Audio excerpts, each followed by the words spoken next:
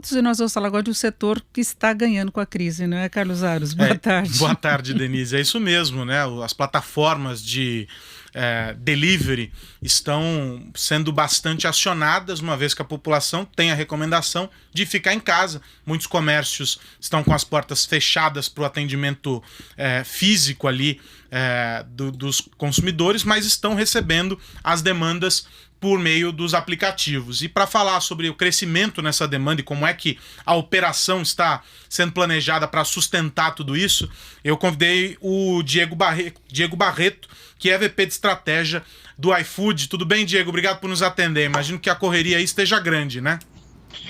Tudo bem, Carlos? Tudo bem, Denise? De fato, correria muito grande. Bom, me diga uma coisa. Vocês, claro, vêm numa crescente bastante grande porque é um segmento que caiu no gosto das pessoas, porque sem dúvida nenhuma traz uma facilidade tanto para o consumidor quanto para o comerciante, que tem a possibilidade de alcançar outras regiões, não só aquela ali, né, do quadrilátero do bairro. Você consegue expandir um pouco o alcance do negócio e já vem ocupando bastante espaço. Mas eu imagino que nos últimos dias o crescimento no número de pedidos tenha sido expressivo.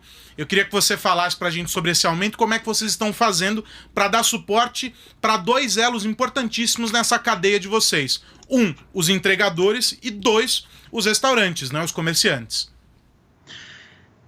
Carlos, obrigado pela oportunidade de poder falar um pouco mais sobre o que a gente está vivendo aqui. São momentos difíceis e de muita responsabilidade, né? A gente internamente criou uma consciência em que a gente está saindo de uma empresa que é uma empresa de tecnologia inovadora, que disrupta o mercado, para uma empresa que está se tornando um serviço de utilidade, né? Uma empresa cidadã que precisa ter um nível de responsabilidade muito alto nesse papel que empresas desse formato passam a assumir nesses meses de dificuldade. Então, a primeira questão é: aumentou? A resposta é sim, aumentou.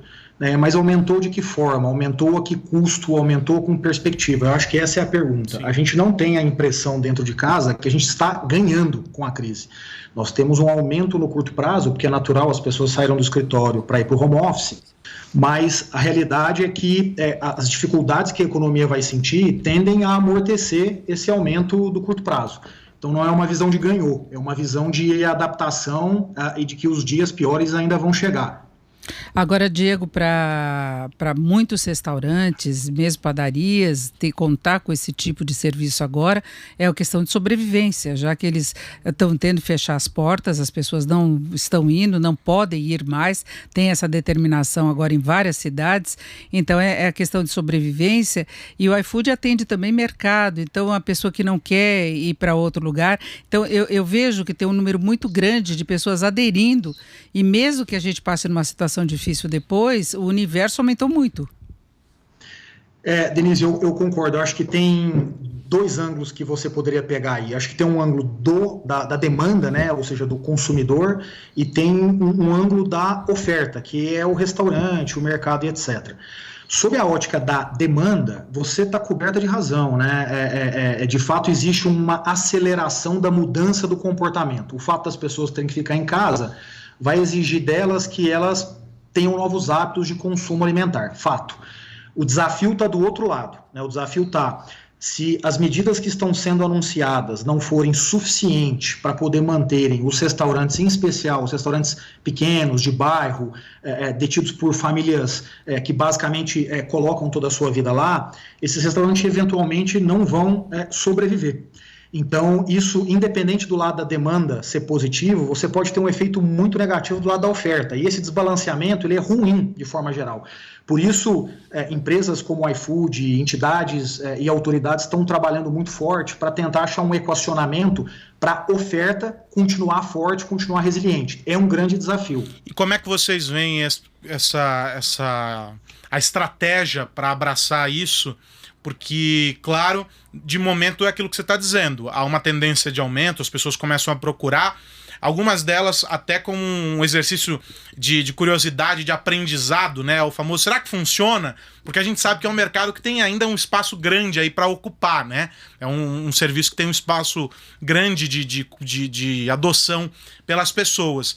Mas como é que vocês imaginam fazer esse processo de incentivo a esses pequenos comércios? A gente vê uma mobilização grande, sabendo que eles têm uma interface bastante grande com as comunidades onde estão localizados, né? Como é que vocês vão trabalhar isso? Já tem um plano efetivo? Vocês já trabalham nisso de alguma forma mais consistente, Diego? Sim, Carlos. A gente anunciou no final da semana passada três caminhos de ajuda para a cadeia. O primeiro caminho é: nós zeramos qualquer custo ligado ao que a gente chama de retirada, né? O que você pede pelo aplicativo e retira efetivamente na loja. Evidentemente, respeitando todas as indicações que estão sendo dadas às autoridades, pelas prefeituras de cada municipalidade, etc. Mas a gente zerou. Por que isso?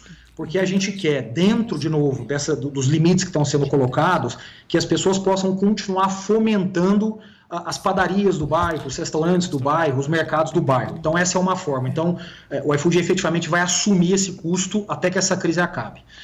O segundo foi: nós tomamos uma decisão de antecipar até 600 milhões de reais de recebíveis destes restaurantes a um custo zero, né? Esse custo adicional de antecipação, ele não vai existir. O que a gente quer aqui é injetar, já a partir da primeira quinzena de abril, 600 milhões de reais nos restaurantes para que eles possam ganhar um fôlego financeiro. E o terceiro tripé desse foco nos restaurantes é a injeção de recursos próprios do iFood, até 50 milhões de reais, nos restaurantes pequenos, independentes, de bairro, para que a gente possa fomentar esses restaurantes e ajudá-los nesse processo de sobrevivência e equilíbrio durante a crise. É evidente que o iFood sozinho não vai resolver o problema do país. Eu gostaria muito que isso pudesse ser uma verdade, mas não é. O que a gente entende é que, por estar em 1.000 cidades no Brasil e atuar com mais de 150 mil restaurantes e supermercados em todo o país, a gente tem um papel muito importante. E o governo agora vem com medidas para poder complementar, e a gente espera que outros players da cadeia também façam um movimento parecido e possam fomentar esses negócios independentes por todo o país. Para a gente poder fechar, Diego, uma última pergunta. Vocês estão no meio do caminho de um ecossistema bastante complexo, são um dos principais players e pelo que vem anunciando, trabalham com a responsabilidade equivalente ao tamanho que ocupam no meio de tudo isso. Como é que você projeta esse setor? Claro que o exercício de futurologia é sempre complicado, mas vocês estão trabalhando com essas previsões, com esses prognósticos, porque eles são necessários até para que vocês consigam direcionar o negócio. Como é que você trabalha para como é que vocês veem o setor diante desse cenário em que cada vez mais pessoas agora, por força da necessidade, descobrem a alternativa, reconhecem a vantagem, seja o restaurante que entra na plataforma porque precisa alcançar mais clientes, seja o consumidor que está ali e vê uma facilidade. A dinâmica vai mudar. Vocês já conseguem ter noção de como será essa nova dinâmica superada a crise, e a gente espera que ela seja superada logo? Carlos, me permita dar essa resposta com duas linhas temporais diferentes. A primeira pós-crise e a segunda dentro da crise. No pós-crise, o efeito é você conseguir fazer com que aquela parcela da população que eventualmente não adotaria durante a sua vida, porque ela já não quer uma nova tecnologia, entrando nisso, né? Ou seja, você tem gostam do smartphone, ou que não gostam da tecnologia, ou que tem alguma dificuldade, essas pessoas vão se empenhar. Então, existe esse efeito no médio prazo. Existe um outro efeito, que é a aceleração das famílias como um todo, né? O delivery estava muito associado ao pedido único de uma pessoa que chegou numa sexta-feira à noite, que está almoçando em casa, no trabalho. Esse momento agora é um momento em que a família começa a trabalhar o efeito do delivery, né? Então existe uma mudança comportamental nisso também.